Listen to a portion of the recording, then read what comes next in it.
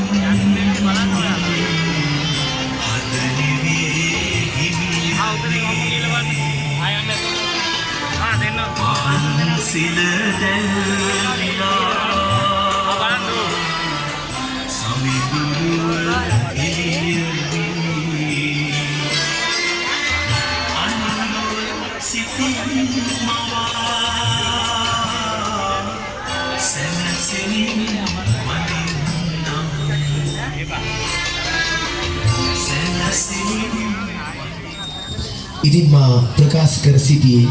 මේ විදියට අතුරු සිදුරු නැතිව මේ කුටිය කී වතාවක් පිරියන්නේ නැද්ද මේ පසුගිය දින 11යි අද 12 වන දිනය හෙට 13 වන දිනය ලක්ෂ 9කට ආසන්න පිරිසක් මේ ස්ථානයට පැමිණ තිබෙනවා.